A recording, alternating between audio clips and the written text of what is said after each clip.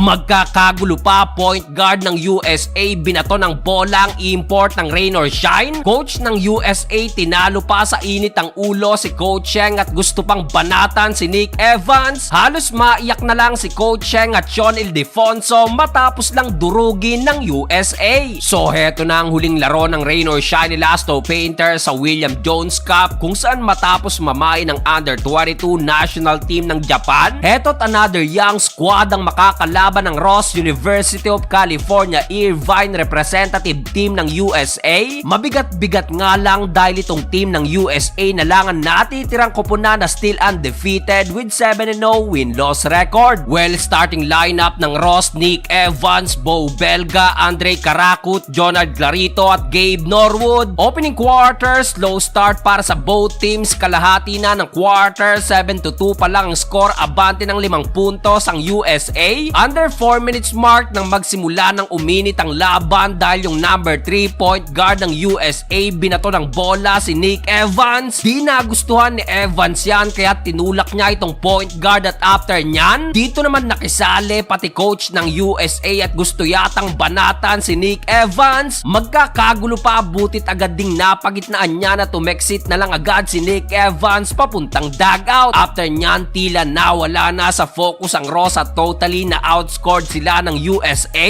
6 na puntos lang ba naman ang na-score ng Ross kontra sa 26 points naman ng USA. Second quarter, nagpatuloy ang mainit na outside shooting ng USA matapos makakanana naman ng 3 straight 3-pointer. 10-0 run ang nagawa ng USA bago madagdagan ng 6 na puntos ng Ross mula sa 6 straight points naman ni Bo Belga. Kaso sa higpit ng depensa ng USA, mas lalong nabaon pa sa tambak ang rain or shine. Kabaligtaran para sa US na madali namang nababasag ang depensa ng Ross kaya dito na magana sa 30 ang lamang 57-27 sa pagtatapos ng first half. Talagang mainit ang ulo ng coach ng USA dahil pati sariling player di nakaligtas matapos sermonan. Third quarter, mas lalong nabaon pa sa lusak ang rain or shine matapos kumana ng 12 straight points itong number 11 ng USA. Tatlong sunod na tres at dito pineplexa na lang ang Ross after naman ng kanyang end one. Credits na lang kay Bo Belga dahil halos siya lang ang gumagawa ng paraan para makascore ang rain or shine including itong no-look pass niya kay Mark Borboran. Kaso talagang hirap ang Ross kung saan natapos ang third period sa score na 83-45. Fourth and final quarter, no mercy pa rin ang ginawa ng USA sa rain or shine. Nag-showtime pa kaya't umabot na sa 50 ang tambak ng koponan ni Coach Cheng Giao. Bagsak tuloy ang balikat ni Coach Cheng at halos maiyak na lang ng tuluyang durugin ng USA. Pati si Sean Ildefonso halos maiyak din sa bench dahil talagang nahirapan sila sa kanilang final game sa Jones Cup.